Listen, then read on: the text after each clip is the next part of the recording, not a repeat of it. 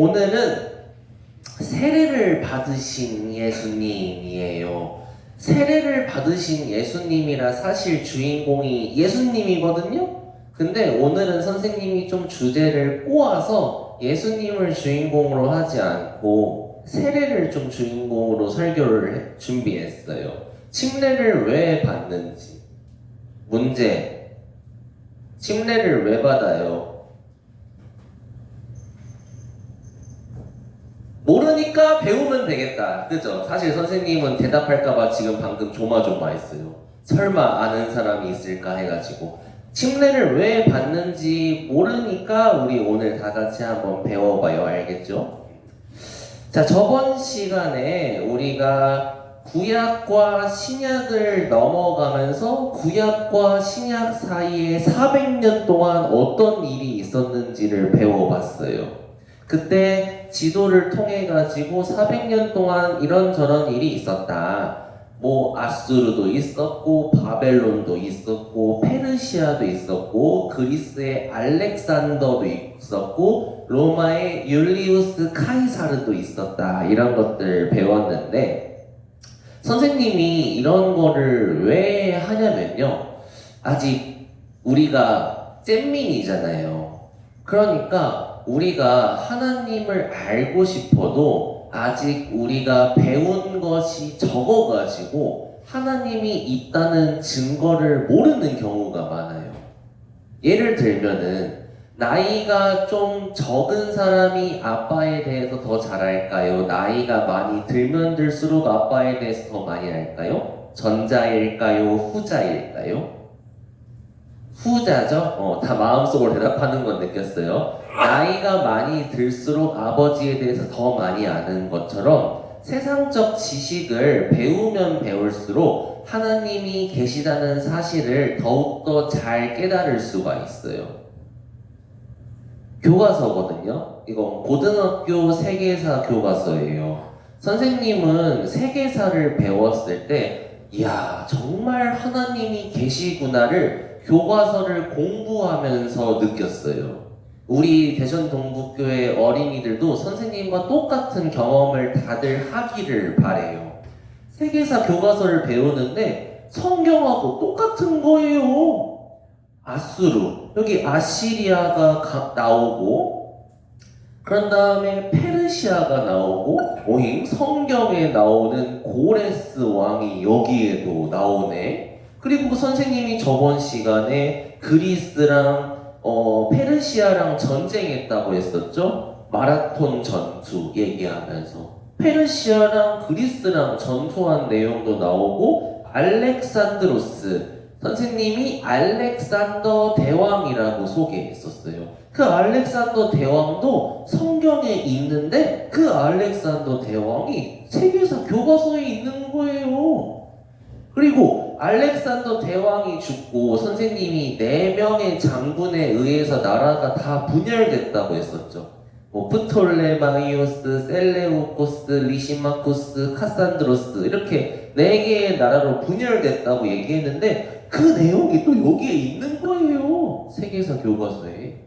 그러니까 성경이라는 거는 정말 세계의 역사를 기반으로 쓰여진 책이구나. 하나님께서 세계의 역사를 정말 하나님 마음대로 쪼물딱 해가지고 역사를 이끌어 가시는구나. 이런 거를 나중에 공부를 많이 하면 많이 할수록 더 크게 느낄 수 있어요.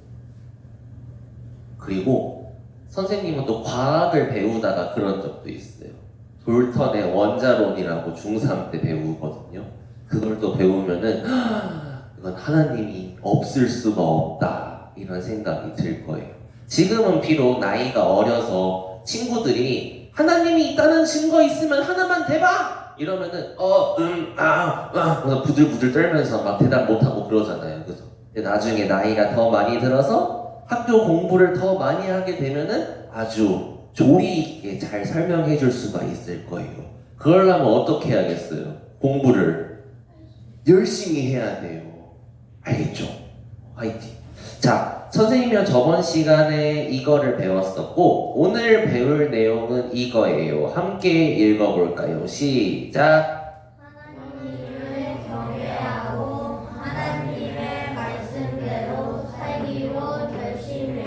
선생님 이런 거 읽어주는 거 정말 고맙게 생각해요. 자, 오늘은 이런 내용에 대해서 배울 거예요. 사실 선생님이랑 저번 시간에 세례 요한에 대해서 배웠는데 다 못 배우고 끝났어요. 선생님이 공과를 하다 보니까 시계를 딱 봤는데 10시 10분인 거예요. 그래가지고 어머나 세상에 너무 공과를 오래 했잖아 하고 금방 끊어버렸거든요. 근데 선생님이 나중에 유튜브로 내가 공과를 그렇게 길게 했나 보니까 시작을 늦게 해가지고 공과 말씀을 별로 안 했는데 일찍 끝내버렸던 거예요. 그래가지고 오늘은 차근차근 한번 잘 해볼게요. 자, 오늘도 시간 지나면은 빨리 끝내버릴게요. 자, 오늘 배울 내용이 아니고 저번 시간에 배워야 했던 내용, 세례 요한은 누구인가, 이걸 선생님이 총 5가지의 특징으로 세례 요한을 정리했었어요. 첫 번째로는 세례 요한은 정말 특별한 아기였다. 아버지 제사장 사가랴가 가브리엘 천사로부터 네가 아들을 낳을 것이다 우와 우와 우와 우와 하니까 이제 저는 나이가 많아가지고 아이를 낳을 수가 없어요. 내 말을 믿으라 우와 우와 우와 하니까 진짜 아이가 생겼죠. 네가 아들을 낳을 것이니 그 이름을 요한이라고 해라. 참 누구하고 비슷해요? 그렇죠. 예수님하고 비슷해요. 그 뒤에 6개월 뒤에 예수님이 똑같은 일을 겪게 되죠. 이거 엄청 어려운 단어인데 수태고지라는 단어가 있어요. 엄청 어려운 단어죠. 수태고지. 나중에 익숙해지면 좋은데 수태, 아이를 이렇게 임신할 거를 고지 받았다 해서 수태고지라고 해요. 어려운 단어인데 좀 익숙해지라고 선생님이 언급만 할게요. 너가 아들을 낳을 것이라고 고지서를 딱 받았다. 수태고지를 받았다라고 해요. 자, 두 번째, 세례 요한의 특징은 참 특이한 사람이었다. 마을에서 안 살고 사막 한가운데 광야에서 사는 사람이었어요. 그 사람은 낙타 털옷을 입고 메뚜기와 석청, 꿀을 먹고 사는 참 특이한 사람이었어요. 근데 세례 요한이 이렇게 살았던 이유가 뭐였다? 오, 찬이 정답이에요. 찬이 너무 잘했어요. 자, 왜 이렇게 살았냐? 다른 사람과 구분된 삶을 살기 위해서, 구별된 삶을 살기 위해서 이렇게 살았다라는 거예요. 이렇게 옷을 입은 것도 이 옷이 옛날 사람들은 이렇게 옷을 입고 살았을 것 같지만 그 당시에도 사람들은 이런 옷을 입고 살지 않았어요. 그러니까 정말 세상 사람들과는 구별된 모습으로 살았던 사람이었다. 하여간 특이한 사람이었다. 이렇게 생각하면 될 것 같아요. 세 번째, 선생님이 세례 요한을 좋아하는 포인트.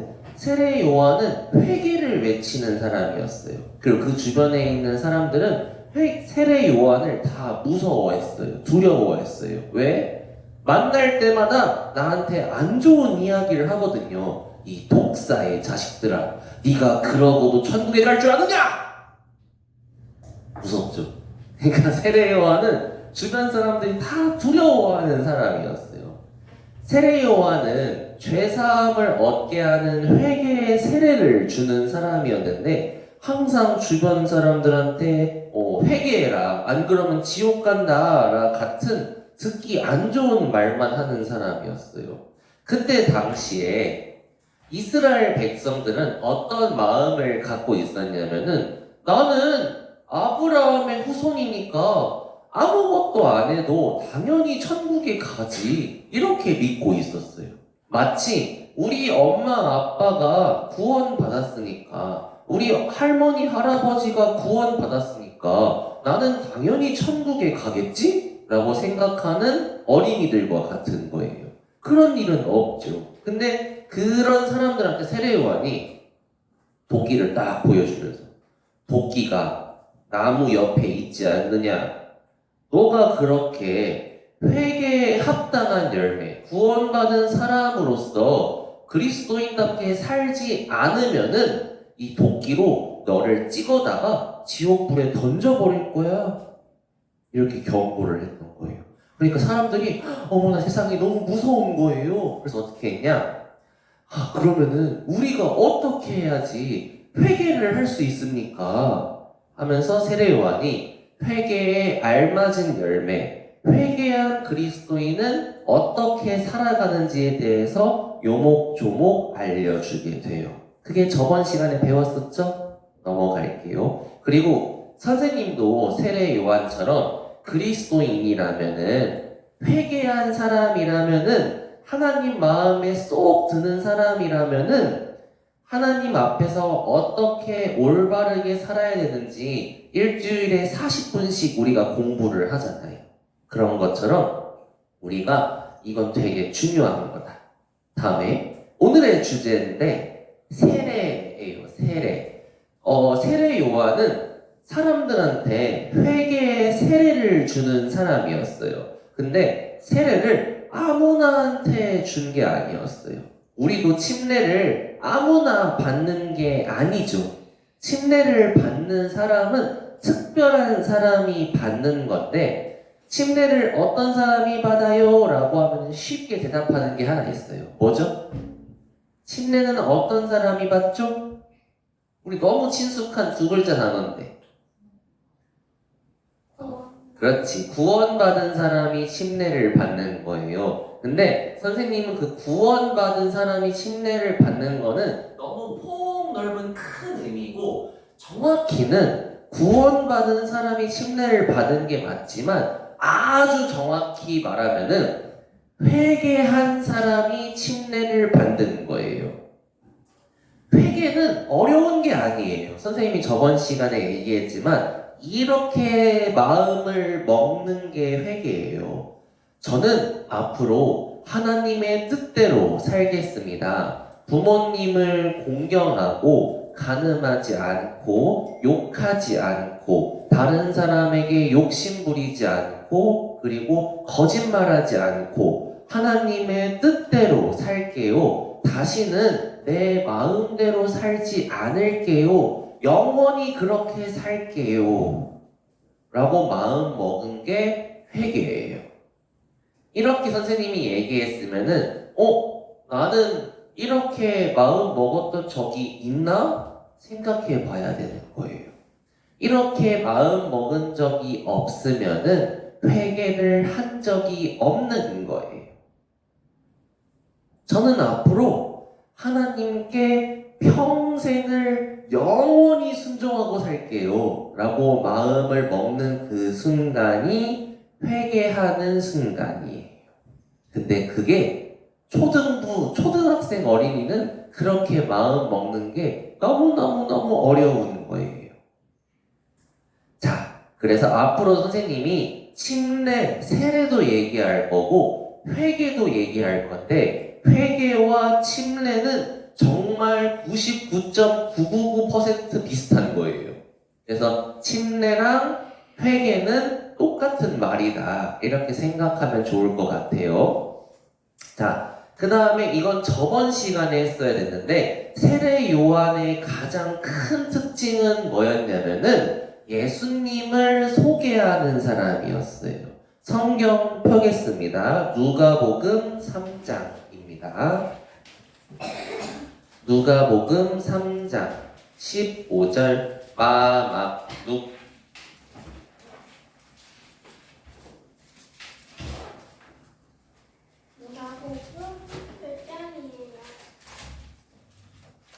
누가복음 3장 15절입니다. 마막둑에 둑에 있어요. 둑. 자, 찾았으면은 앞에 보세요.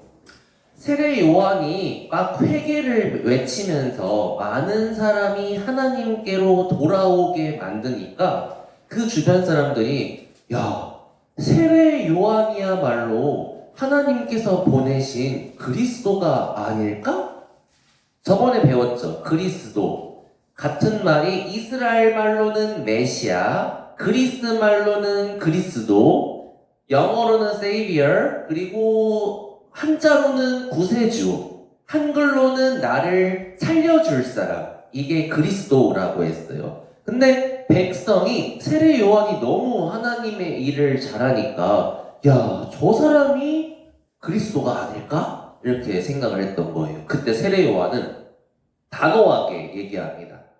나는 여러분들에게 물로 세례를 주지만 나보다 더 능력이 뛰어나신 분이 뒤에 오실 터인데 나는 그분이 너무 두려워서 나는 그의 신발끈도 풀어드릴 자격이 없다. 그분은 성령과 불로 세례를 주실 분이다. 이렇게 얘기해요. 그분이 누구죠? 예수님이었던 거예요. 그리고 요한복음 1장에도 하나님께서 보내신 사람이 있었는데 그 사람은 세례 요한이었다. 세례 요한은 빛을 증거하러 온 사람이고 세례 요한을 통하여 많은 사람, 모든 사람을 예수님을 믿게 하려는 것이었다. 세례 요한은 빛이 아니다. 세례 요한은 그 빛을 증언하는 사람일 뿐이다. 즉 예수님을 증거하기 위해서 온 사람이 세례 요한이었다는 거예요. 근데 예수님을 증거하는 일을 맡은 사람 하면은 떠오르는 사람이 있죠. 누구예요? 나예요. 나. 예수님을 증거하는 사람이 누구예요? 나. 너요. 너. 나. 그러면은 나는 세례 요한하고 똑같은 역할을 맡은 거죠? 그렇죠. 그래서 세례 요한이 되게 중요한 거예요. 세례 요한이 평소처럼 요단강에서 많은 사람들한테 물로 세례를 주고 있었어요. 나는 물로 세례를 주오. 그런데 여러분 가운데 여러분이 알지 못하는 이가 한 분 서 계시오. 그분은 내 뒤에 오시는 분이지만 나는 그분의 신발끈을 풀어줄 자격도 없어. 나는 너무 그분이 존경스럽기 때문이에요. 이렇게 얘기하는 거예요. 자, 우리 유초등부 어린이가 모두 다 아는 엄청 유명한 성경 구절이 있어요. 요한복음 1장 찾아보겠습니다. 지금은 누가 복음이죠? 요한복음 1장 요행롬의 요에 있어요. 요행롬 1장 29절 요한복음 1장 29절입니다. 요거는 성경책 보고 같이 읽을까요? 시작! 이튿날 요한이 예수께서 자기에게 나아오심을 보고 가로되 보라! 세상 죄를 지고 가는 하나님의 어린 양이로다. 오늘 암송이죠. 이게 어떤 장면에서 누가 말하는 거냐면은 바로 세례 요한이 얘기했던 거예요. 세례 요한이 예수님이 이렇게 오시는 걸 보고 보라! 저 사람이 바로 온 세상 죄를 지고 하나님 곁으로 가는 어린 양이로다! 이렇게 증거했던 장면이었던 거예요. 자, 세례 요한의 가장 유명한 말이 뭐냐면 이거거든요. 그는 흥하여야 하고 나는 쇠하여야 한다. 뭔 뜻이냐면은 나는 점점 초라해지고 볼품없어지고 하는 게 맞지만은 예수님은 점점 영광스러워지고 멋져지셔야 된다라는 의미인 거예요. 이걸 비유하면은 자, 우리가 아이돌을 이렇게 보잖아요. 그러면은 그 아이돌 뭐 에스파나 또 누구 있더라? 장원영 있는데 어디야? 갑자기 기억이 안 나. 장원영 있는데 소율이가 슬퍼하겠다. 잠깐만, 장원영 있는데 아이브라든가 뭐 스트레이 키즈라든가 이런 아이돌들 보면은 굉장히 잘생기고 예쁘죠. 그죠? 근데 이렇게 잘생기고 예쁘고 매력적인 아이돌을 만들기 위해서는 그 뒤에 그를 뽐내주기 위해서, 그를 빛내주기 위해서 메이크업도 해주고 머리도 만져주고 의상도 챙겨주고 조명도 챙겨주고 카메라 구도도 만져주죠. 그 한 사람을 빛내기 위해. 그쵸? 우리가 이런 역할이라는 거예요.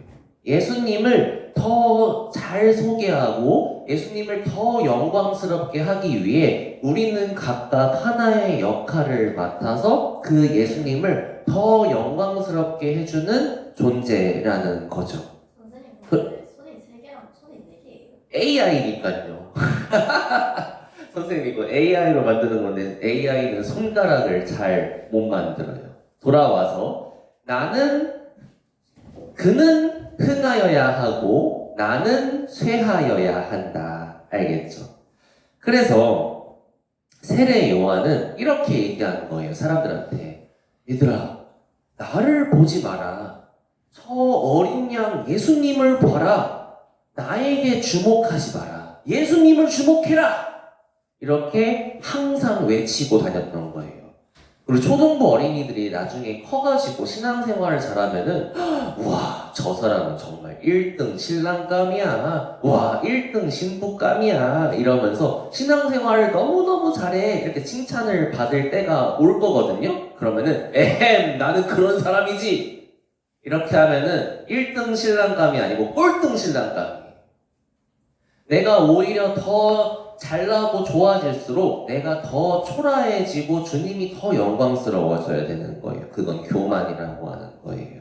그래서 우리도 학교에서 내가 최고야! 이런 사람이 되는 게 아니고 나를 통해서 예수님이 더욱더 영광받는 삶을 살아야 된다는 거죠. 반대로 내가 학교에서 맨날 선생님한테 대들고 친구하고 싸우고 욕하고 친구 괴롭히고 맨날 말썽만 일으키는데 대전 동북교회를 다니는데 그러면은 하나님이 영광을 받으실까요?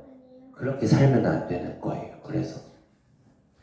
그래서 우리가 오늘 저번 주 암송이기도 한데 이같이 너희 빛을 사람 앞에 비치게 하여 저희로 너희 착한 행실을 보고 하늘에 계신 아버지께 영광을 돌리게 하라. 이게 저번 주 암송이었거든요. 너희들의 착한 행실을 보고 하나님께 영광을 돌리게 만들어야 되는 거예요. 그러면 친구들이 올 거예요. 야, 너는 왜 저 친구 무시 안 해? 너는 왜 욕을 안 해? 너는 왜 저렇게 하찮은 애를 챙겨줘? 이렇게 물어보는 애들이 생기면은 이렇게 대답하는 거예요. 아, 나는 예수님을 믿거든. 예수님의 뜻에 따라 살기로 결심했거든. 그래서 친구 무시도 안 하고 욕도 안 하기로 결심했던 거야. 하면은 그 친구가 여러분들, 우리 초등부 어린이들 마음속에 소망을 설명하여 주기를 바라는 사람이 나타나면은 답변할 수 있다는 거예요. 너는 왜 그렇게 살아? 정말 대단하다. 물어보면 나는 예수님을 믿거든.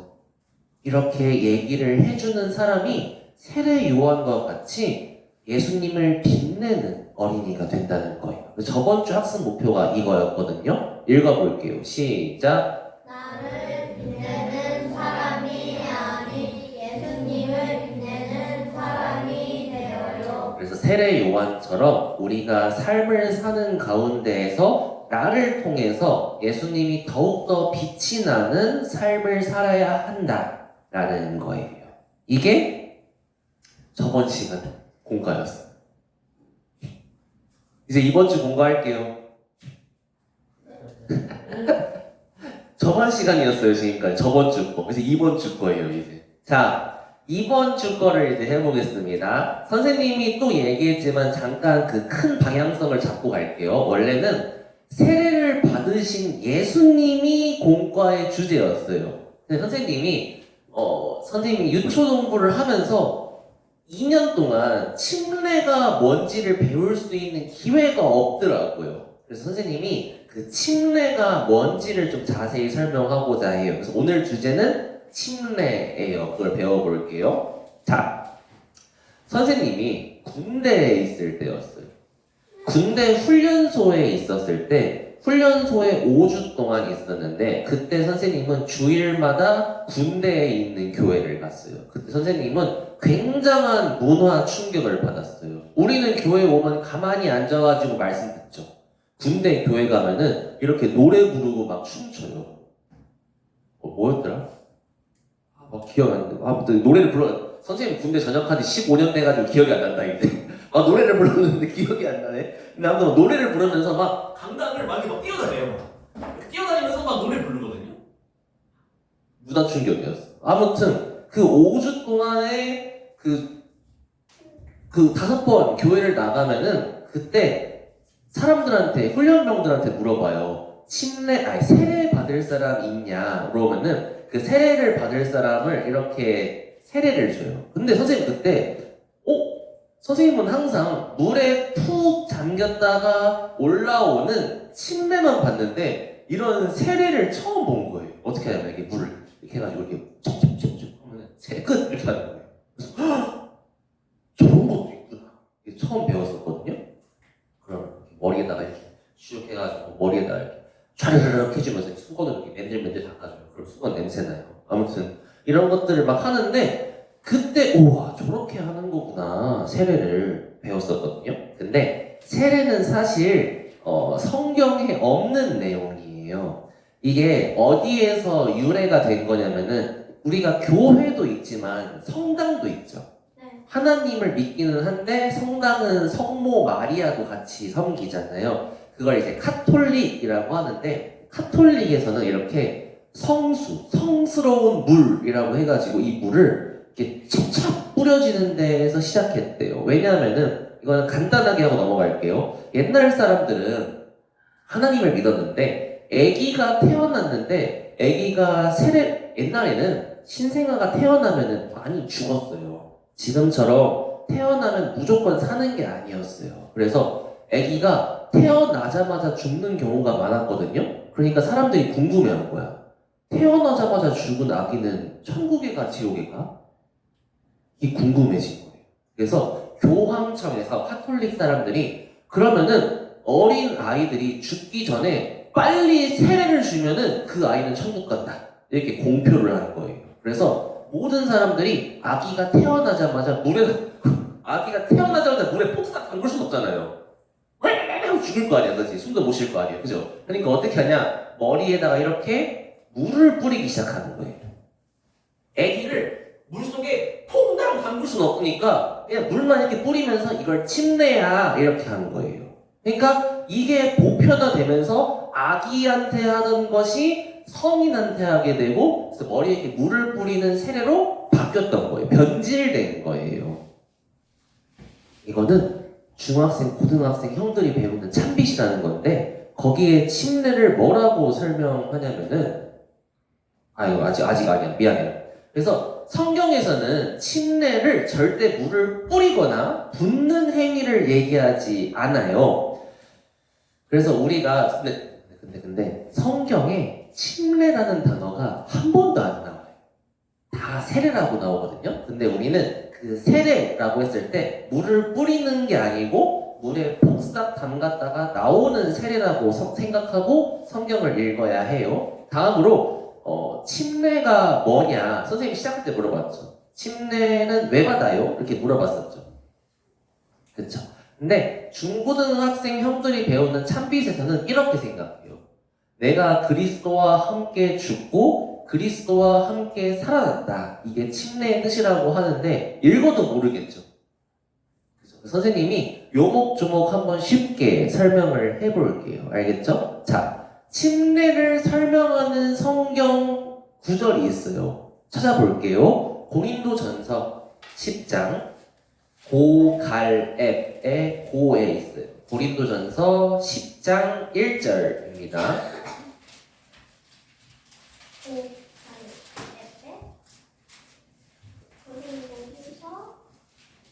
고갈앱의 10장 1절. 고린도 전서예요. 고갈앱의 고에 있어요. 고린도 전서 10장 1절. 자, 찾았으면 앞에 보세요. 형제자매 여러분, 나는 여러분들이 이 사실을 반드시 알기를 원합니다. 우리 이스라엘 조상들은 모두 구름의 보호 아래 있었고 바다 가운데를 지나갔습니다. 이게 무슨 뜻이냐면은 옛날에 모세가 이스라엘 백성들을 이끌고 이집트에서 탈출할 때 홍해 바다 가운데를 건너갔죠. 네. 그걸 의미하는 거예요. 홍해 바다를 지나갔습니다. 이렇게 그들은 모두 구름과 바다 속에서 세례를 받았다. 뭐냐면은 모세랑 이스라엘 백성들이 홍해 바다를 지나간 거를 침례를 받았다라고 표현을 하는 거예요. 좀 어렵죠? 잘 설명해 줄게요. 이렇게 모세가 이스라엘 백성들을 이끌고 홍해 바다를 건넌 거랑 이렇게 우리가 침례를 받는 거랑 같은 뜻이라는 거예요. 이게 어떻게 같다는 거지? 그거를 선생님이 이제 설명하려고 하거든요. 자, 배워봅시다. 자, 옛날에 우리가 작년에 배웠던 건데 이스라엘 백성들이 이집트에 있었는데 그 이집트에 있는 동안에 400년이 지나니까 모든 이스라엘 백성들이 이렇게 노예 생활을 하고 있었어요. 그래서 하나님께서 이스라엘 백성들이 노예 생활을 하는 것을 해방시켜주기 위해서 모세와 그의 형 아론을 보내서 파라오 왕한테 가게 되죠. 근데 파라오 왕이 이스라엘 백성들을 보내줘요, 안 보내줘요? 안 보내줬어요. 안 보내주니까 하나님께서 파라오, 이집트 왕한테 10가지의 재앙을 내리게 돼요. 그죠? 피게이파 압도금의 흑장자라고 해가지고 10개의 재앙을 보내는데 마지막 10번째 재앙이 뭐였냐면은 첫째 아들은 다 죽는 재앙이었어요. 자, 이대로 따지면 누가 죽을까? 자, 첫째 아들 찬이도 죽고 지원이도 죽고 강빈이도 죽고 주원이도 죽고 건섭이도 죽고 딸은 아니에요. 아들만. 차경이 형이 대신 죽어주고 그 다음에 이신이 선생님이 죽어주고 다 죽을 사람 아니에요. 선생님도 죽어요. 그러니까 10번째 재앙이 이렇게 있으면 첫 번째 아들은 다 죽어요. 우리 준영이 빼고 다 죽게 생겼네. 안 죽어요. 여기 안 죽어요. 그죠? 그러니까 여자는 안 죽어요. 근데 그런 무시무시한 재앙이 올 때 하나님께서 얘기하시죠. 양을 잡아다가 양의 피를 문의 기둥과 여기 인방이라고 하거든요. 인방에 이렇게 바르면은 너희 아들이 안 죽을 거야 해서 하룻밤을 지내니까 그 재앙이 넘어갔죠. 그 일이 있은 후에 파라오 왕이 자기 아들 죽음을 보고 슬퍼하면서 가라 해가지고 떠나는데 그때 앞을 가로막고 있던 게 홍해 바다였어요. 이게 이집트를 탈출하는 이야기였잖아요. 그죠? 근데 요게 침례라는 거예요. 요게 어떻게 침례냐고요? 그죠? 선생님 그걸 설명하려고 하는 거예요. 오늘 끝나면은 엄마 아빠 홍해 바다를 건넌 게 침례래. 왜? 하는 거래. 와, 너 정말 공과 말씀을 잘 들었구나. 이렇게 되기를 바래요. 물론 그게 가능하진 않겠지만 할 수 있겠나? 자, 해볼게요. 자, 여기서 특징이 뭐냐면은 이집트에서 이렇게 10가지 재앙을 맞이하고 홍해 바다를 건너서 하나님께서 명령하신 가나안 땅에 가게 되는데 이게 한 사람이 구원을 받는 이야기의 비유예요. 진짜 비유예요. 초등학생이 설명할 수가 없는데 진짜 이 사건은 한 사람이 구원받는 이야기 그대로예요. 자, 우리가 지금 세상 속에 살고 있죠. 그죠? 세상 속에 살고 있는데 우리가 가나안 땅에 가는 사람만 천국에 갈 수가 있는 거예요. 내가 손든 거예요? 네. 여기 왜 지곰이라고? 맞아요. 이거는 AI가 잘못 만들어줬네. 지금 내가 사는 세상. 자, 보세요. 여기 가나안 땅으로 간 사람만 천국에 가는데 자, 그럼 선생님이 물어볼게요. 이집트에서 가나안으로 가려면은 구원받기 위해서는 천국에 가기 위해서는 하나님 나라에 가기 위해서는 반드시 어디를 건너야 돼요? 그치, 홍해 바다를 건너야 한다는 거예요. 침례를 받아야 한다는 거예요. 회개를 해야 한다는 거예요. 이런 내용이에요. 자, 쭉 설명해 볼게요. 짧게. 자, 요건 뭐냐면은 요거 무시무시한 하나님이에요. 자, 하나님의 이미지가 좀 그런데 보면은 이집트 땅에 이렇게 10가지 재앙이 왕 내렸어요. 그렇죠? 엄청 끔찍한 재앙들이 이렇게 있었어요. 그러면은 이때 당시에 이스라엘 사람들은 이런 재앙들을 겪으면서 하나님을 어떻게 느낄까요? 하나님이 우스울까요? 하나님을 깔볼까요? 하나님을 두려워하겠죠. 하나님이 무섭겠죠. 이게 이거 되게 중요한 말인데 구원 받으려면은 이게 시작이에요. 하나님을 깔보고 무시하는 사람은 절대 구원 받을 수 없어요. 근데 그래서 이런 10가지 제안을 보니까 이스라엘 백성들이 하나님 너무 무섭다 이렇게 하는 장면이거든요. 근데 선생님도 이걸 되게 중요시 여겨서 선생님도 구원받은 간증에 있는데 간증을 지금 하지는 않을게요. 근데 선생님은 구원받는 데 있어서 하나님을 두려워하고 경외하는 게 구원받는 게 시작이라는 걸 누구보다 믿기 때문에 선생님 딸 이름을 하경이라고 지은 거예요. 하나님 경외라는 뜻이거든요. 이게 구원받는 데 시작이에요. 하나님을 무시하고 깔보는 사람은 절대 구원받을 수가 없어요. 그래서 이스라엘 사람들은 이 10가지 재앙을 보고 하나님을 두려워하기 시작했어요. 하나님을 경외하기 시작했어요. 그러니까 이렇게 선생님일게요. 하나님을 경외하지 않는 사람은 절대 구원을 받을 수가 없어요. 절대로예요. 절대로. 자, 그런 다음에 이제 하나님이 무섭다는 사실을 아니까 이제 6월절 사건으로 양을 한 마리 잡아다가 그 집의 기둥과 인방에다가 피를 발랐어요. 그랬더니 재앙이 넘어갔죠. 그 재앙으로부터 구원을 받았어요. 근데 그 어린 양이 바로 누구다? 예수님이시다. 이건 넘어갈게요. 이게 주제긴 한데. 그래서 그게 이 하나님의 어린 양이 예수님이다. 포인트가 여기에요. 자, 이제 요걸 볼 건데 선생님이 지금 침례를 설명한다고 했었죠. 그럼 선생님이 요거는 되게 간단한 건데 홍해 바다는 어떤 사람이 건널 수 있죠? 되게 간단해요. 홍해 바다는 어떤 사람이 건너서 가나안 땅으로 갈 수 있냐면은 이집트를 떠난 사람이 홍해 바다를 건널 수가 있어요. 좀 어렵다 초등학생한테. 이집트에 내가 계속 살래 라고 하면 홍해 바다 건널 수 있어요? 없어요? 못 건너죠. 그러니까 이집트를 떠나서 가나안으로 갈래 라고 결심한 사람만 홍해 바다를 건널 수가 있다는 거예요. 뭐랑 비슷하지 않아요? 앞으로는 내 마음대로 살지 않고 하나님 뜻대로 살기로 결심한 사람이 침례를 받을 수 있다고요. 그쵸? 이거랑 비슷한 거예요. 자, 그럼 선생님 이것도 말해볼게요.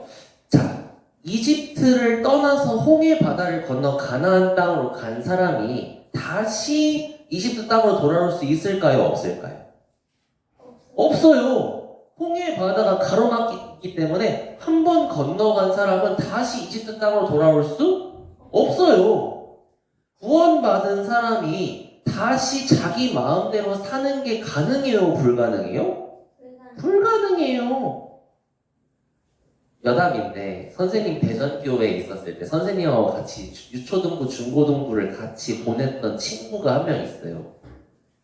실명을 언급하진 않겠어. 근데 그 친구가 30살까지는 교회를 선생님보다 더 잘 다녔거든요. 근데 갑자기 삔또가 상해가지고 교회를 안 나오더니 지금 프사를 보면은 막 친구들하고 막 술병 막 20병씩 쌓아놓고 막 먹는 걸 막 프사로 해놓고 선생님 그걸 보면서 왜 이렇게 애가 찌질해졌지? 이런 생각 들었는데 막 그러고 막 세상 친구들이 다 즐기는 그런 문화들 하는 거 다 프사에 올려놓고 그런 걸 자랑스럽게 막 하고 있거든요. 근데 그 장면을 보면서 구원받은 사람은 절대로 자기 마음대로 살려고 돌아오는 게 불가능한데 저 친구는 다시 전도해야 되나 보다 이런 생각을 선생님은 하거든요. 이집트를 떠나서 가나안 땅으로 간 사람이 다시 이집트 땅으로 돌아오는 거는 그럴 수 없는 거예요. 회개를 해서 침례받고 구원받은 그리스도인이 다시 자기 마음대로 사는 게 가능하다? 그럴 수 없는 거예요. 구원받은 그리스도인이 죄를 마음대로 지을 수 있을까요? 그럴 수 없어요. 우리가 여전히 죄 가운데 머물러 있어야 하겠습니까? 그럴 수 없습니다. 우리는 죄에 대해서 죽은 사람이기 때문입니다. 이게 요 뜻인 거예요. 내가 그리스도와 함께 죽었다. 거의 다 했어요. 자, 그러면은 죄에 대해서 죽었기 때문에 우리가 내 마음대로 살지 않고 하나님 뜻대로 살겠다라고 결심을 해서 침례를 받는 거예요. 자, 거의 마무리할게요. 하나님, 이제 예수님께서 이렇게 얘기해요. 너희는 모든 민족으로 제자를 삼아서 아버지와 아들과 성령의 이름으로 세례를 줘라. 이렇게 얘기하는데, 그럼 이게 모든 사람을 다 물에 퐁당 빠뜨리라는 거예요? 이 뜻이? 물에 퐁당 빠뜨리라는 거예요? 물에 이렇게 침례다 하고 밀어버리라는 거예요, 이렇게? 밀어! 침례받았다! 이렇게 하는 거예요?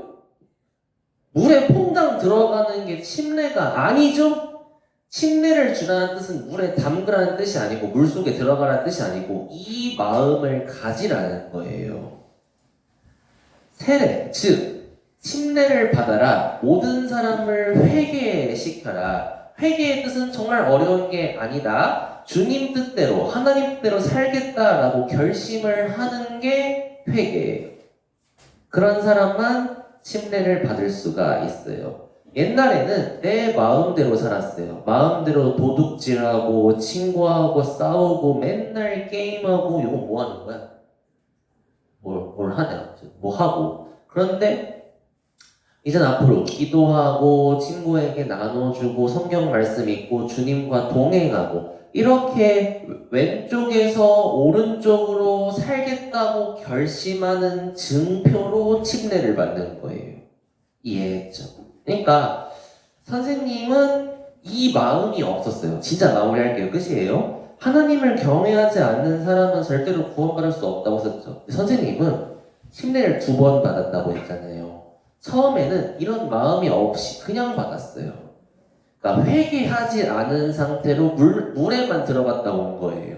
근데 선생님이 진짜로 내가 주님 뜻에 따라 살겠다라고 회개를 결심한 순간이 있었는데 그때 이후에 침례를 다시 받은 거예요. 선생님. 그래서 지금 선생님이 하고 싶은 말은 학예수양회에 가면은